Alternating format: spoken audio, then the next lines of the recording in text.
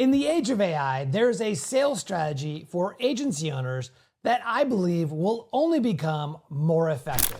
And the best part is your competition is likely avoiding it or doing it all wrong.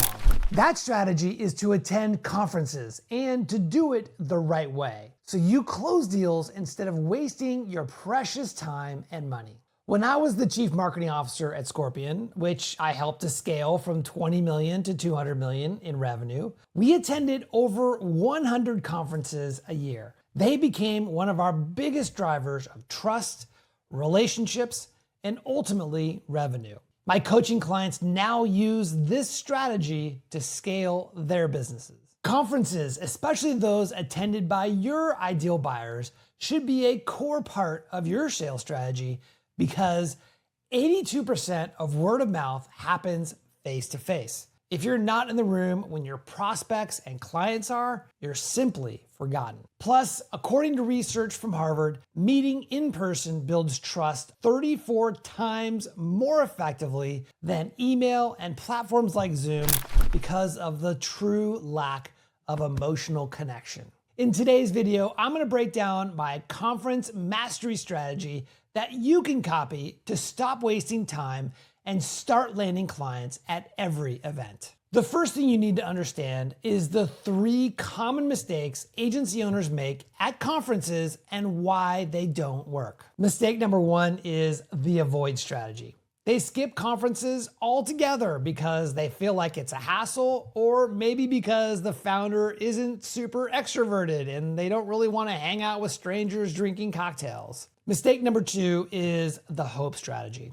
This is where you ship a booth across the country, you stand at the booth on the show floor, and you hope that your perfect ICP buyer just wanders by. Here's the truth, they won't. Mistake number 3 is the forgettable strategy. You set up a bland booth, you blend in, and you're completely unmemorable. If you want to master conferences, these 3 mistakes will no longer be in your playbook. Instead, you need to understand these 3 success principles. Success principle number 1, the conference is won before you ever hop on the plane. Here's what you need to do before you go to the conference. Give every salesperson a target of getting at least 3 to 5 scheduled meetings before leaving home. That's the minimum. If you don't have that lined up, don't fool yourself into thinking you're gonna land major clients just by showing up and working the room. Here are some ways to approach it. Pre-book every available spot in your calendar with some type of meeting. It could be breakfasts,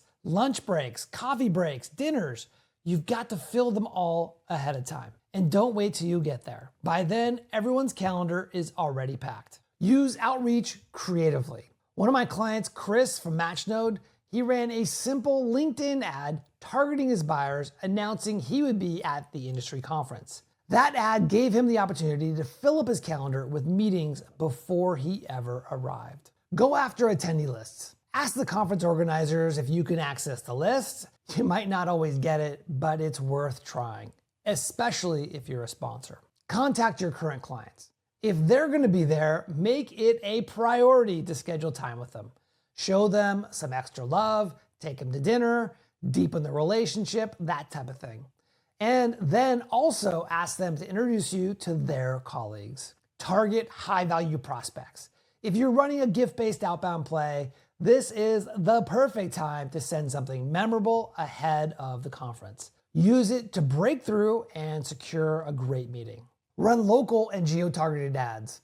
If the conference is in Chicago, run ads targeting your ICP in Chicago the week before.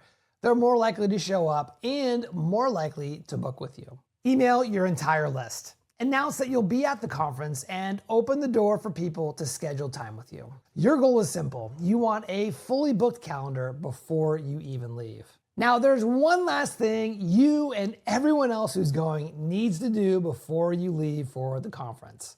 And that is open up your calendar and block time for when you get back to do your follow-up. Treat this time as sacred, and whatever you do, don't skip the follow-up.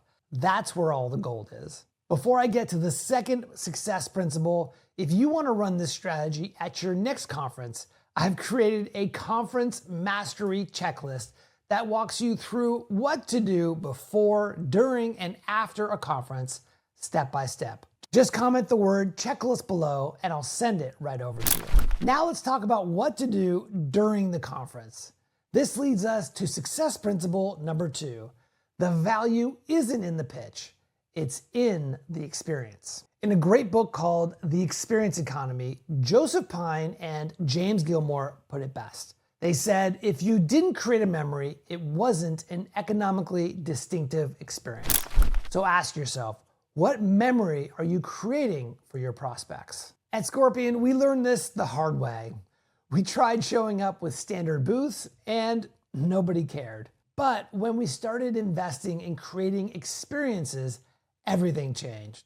At one event, we bought out the entire front row of a Britney Spears concert in Vegas.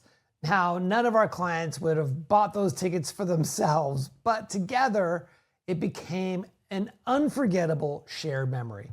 Years later, they still bring it up.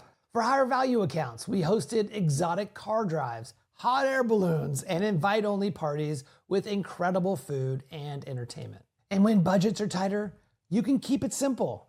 Do a morning workout with a client, walks and talks between sessions, or a small group dinner.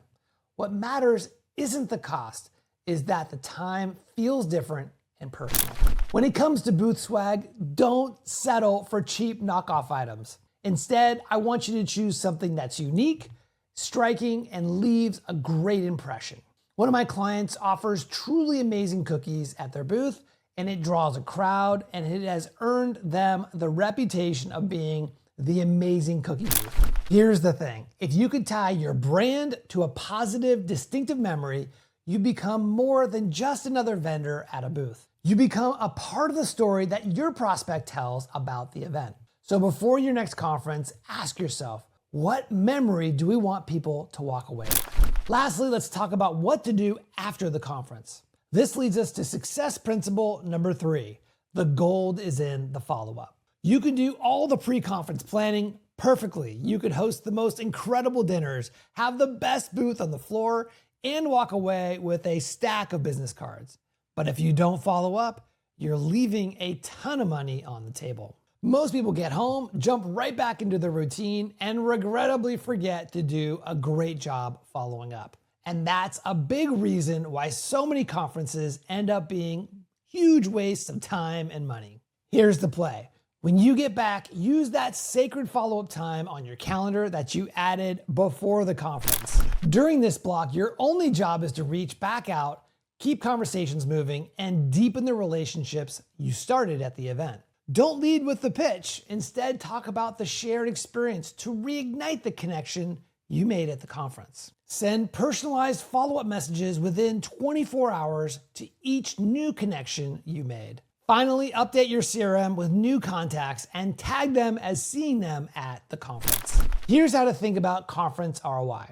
Each salesperson should uncover 3 to 5 sales opportunities at the conference. With a 30% close rate, that's 1 new client per salesperson per conference, minimum. Assuming you have 3 salespeople and each client is worth $50,000 in lifetime value, well, that means you're going to close $150K and can justify spending about $15,000 or 10% of the expected revenue on that conference. Here's a concrete example. One of my clients, his name is Peter, and he's the founder of Adept Plus.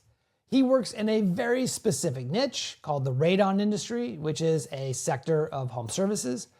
When Peter committed to running this conference mastery strategy, he pre-scheduled meetings. He created a booth with couches and a great setup that felt inviting. He intentionally invited clients and prospects to spend time there. And he gave away amazing cookies right there at the booth. The result? He closed 4 deals right on the booth floor. And then he got back home, and the very next day, he closed another deal directly from the conference. 5 new clients from a single event closed within the first week. These deals happened because he ran the play the right way. As I've mentioned, I've created a conference mastery checklist that walks you through what to do before, during, and after a conference, step by step. Just comment the word checklist and I'll send it right over to you. If you're looking to scale your agency in the meantime before your next event, I recently shared a 3-step framework that will help you increase your agency's sales in a way that feels like cheating. Go check it out.